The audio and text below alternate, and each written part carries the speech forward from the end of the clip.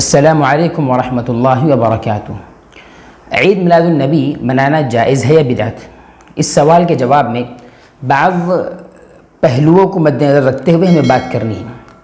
سب سے پہلی بات یہ کہ اللہ کے رسول صلی اللہ علیہ وسلم نے جتنی زندگی گزاری ان میں آپ صلی اللہ علیہ وسلم سے ہمیں کہیں پر اس بات کا ثبوت نہیں ملتا ہے کہ آپ صلی اللہ علیہ وسلم نے اپنی ساری زندگی کے اندر میلاد منایا ہو، اپنا یوم ولادت آپ نے منایا ہو۔ دوسری بات، اللہ کے رسول صلی اللہ علیہ وسلم کے جانشین، آپ کے بعد آپ کے صحابہ کے بعد تابعین، طب تابعین اور خصوصاً چاروں ائمہ جو معروف و مشہور ہیں، جن کی تقلید اور جن کی لوگوں کے درمیان میں جن کے مسالک کا رواج ہے، ان کے یہاں بھی آپ دیکھیے کہ اللہ کے رسول صلی اللہ علیہ وسلم کی ولادت کا کوئی کنسپٹ یا کوئی عقیدہ یا طریقہ موجود نہیں ہے۔ اگر یہ چیز صحیح ہوتی ہے تو اللہ کے رسول صلی اللہ علیہ وسلم نے اگر اس کو نہیں منایا تو کم از کم صحابہ کو تو اس کو منانا چاہیے تھا، کیونکہ ہم سے زیادہ محبت کے حقدار وہ ہیں، ہم سے زیادہ رسول اللہ صلی اللہ علیہ وسلم کو چاہنے والے وہ لوگ ہیں، ہم سے زیادہ خیر کی طرف سبقت کرنے والے صحابہ کی جماعت ہے اور ہمارے سلف ہے۔ تیسرا پہلو، اللہ کے رسول صلی اللہ علیہ وسلم کی یہ حدیث ہمارے ذہن میں ہونا چاہیے۔ آپ نے فرمایا کہ ما ترکت خیرا الا وقد دللتکم علیہ، کہ لوگوں جو بھی خیر کی بات ہے میں نے تم کو بتا دی ہے، جو بھی بھلائی کی بات ہے جو جنت کی طرف تم کو لے کر جا سکتی ہے، اللہ کا قریبی بنا سکتی ہے، اس کی جانب رہنمائی میں کر چکا ہوں تمہاری، اور ہر شر اور ہر برائی جو جہنم سے تم کو قریب لے کر جاتی ہے، اللہ سے دور کرتی، میں نے اس کی وضاحت تمہارے سامنے کر دی ہے۔ اب آپ بتائیے، اگر ہم یہ مانتے ہیں کہ عید میلاد النبی یا یہ جو تہوار ہم منا رہے ہیں میلاد النبی کے نام سے، اگر یہ خیر ہے یا بھلائی کی چیز ہے تو رسول نے بتایا کیوں نہیں؟ یہ حدیث بھی بڑی اہم ہے اور بڑی مضبوط دلیل ہے اس بات کی کہ رسول صلی اللہ علیہ وسلم کا میلاد منانا یا عید میلاد النبی کو منانا بالکل بدعت و خرافاتی چیز ہے۔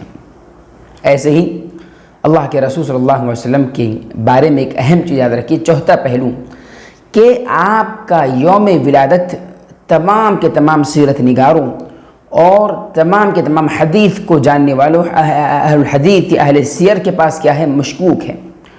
تقریباً علماء کے 7 سے 8 اقوال منقول ہیں اللہ کے رسول کے ولادت کے دن کے بارے میں، یعنی اختلاف کے لحاظ سے۔ بعض نے یہ دن کہا ہے، بعض نے یہ، گرچہ 9 تاریخ اور 12 تاریخ کے بارے میں زیادہ مشہور اقوال پائے جاتے ہیں، ان میں سے بھی اکثر محققین جو علماء ہیں، محققین علماء، ان کے نزدیک 9 تاریخ زیادہ بہتر قرار پاتی ہیں۔ المہم، یہ جو تاریخ ولادت اللہ کے رسول صلی اللہ علیہ وسلم کی، یہ مشکوک ہے، اہل سیر کے درمیان مختلف فی ہیں، لہذا جب آپ کی تاریخ ہی مختلف فی ہے ولادت کی، تو یہ کیسے ممکن ہے کہ آپ کی ولادت کو منایا جائے؟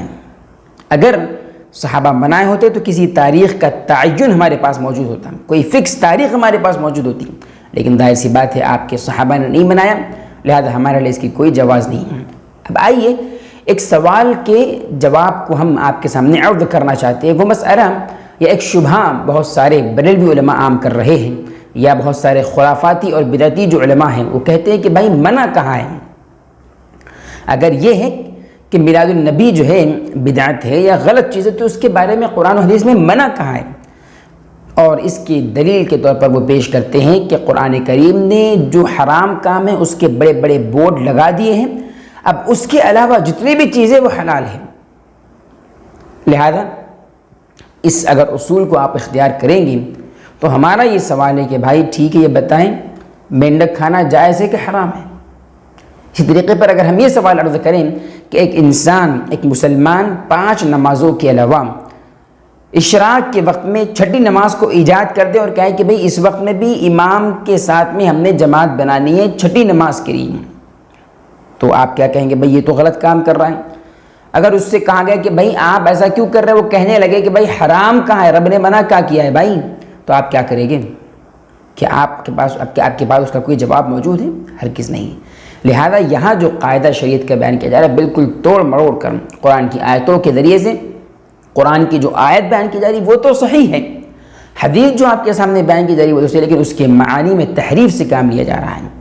قاعدہ یہ ہے اہل علم کے نزدیک، اہل فقہ اور علماء کے نزدیک اور شریعت کا اور فقہ کا، کہ الاصل فی العبادت الحرام، کہ عبادات میں اصل چیز حرمت ہے، حرام ہونا ہے۔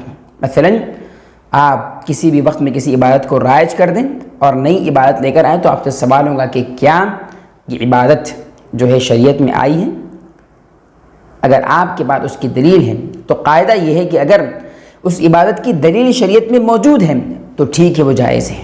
اس کے علاوہ ہر عبادت یا دین کے اندر ہر نئی چیز بدعت خرافات شمار ہوگی۔ البتہ جو کھانے پینے کی چیزیں ہیں، پہننے کی چیزیں جو عادات سے متعلق ہوتی ہیں، اس کے متعلق یہ فقہ کا قاعدہ ہے کہ اس میں اصل حلت ہے، یعنی ہر قسم کا لباس آپ کے لیے جائز ہے، ہر قسم کا کھانا آپ کے لیے جائز ہے، الا یہ کہ کسی کھانے کی ممانعت آپ کے لیے قرآن و حدیث میں موجود ہو، کسی لباس کی ممانعت یا وہ اصول و ضوابط کے اندر وہ نہ آتا ہو جو شریعت کے اصول ہیں، تب وہ جا کر حرام ہوگا لباس یا وہ کھانا پینا۔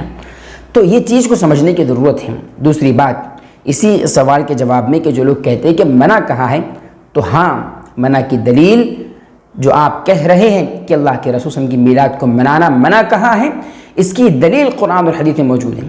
حدیث کو آپ لے لیجیے، صحیح بخاری مسلم کی روایت، اللہ کے رسول صلی اللہ علیہ وسلم کا فرمان مبارک ہے، من عمل عملا لیس علیہ امرنا فہو رد۔ یہ دلیل ہے۔ اللہ کے رسول فرماتے ہیں جس نے ایسا عمل کیا، جس نے ایسا کام انجام دیا جس پر ہماری مہر نہ ہو، جس پر ہمارا طریقہ نہ ہو، ہماری سنت نہ رہی ہو، تو وہ کام مردود ہے، وہ عمل و عبادت اللہ کے یہاں قابل قبول نہیں ہے۔ صحیح بخاری مسلم کی یہ روایت ہے۔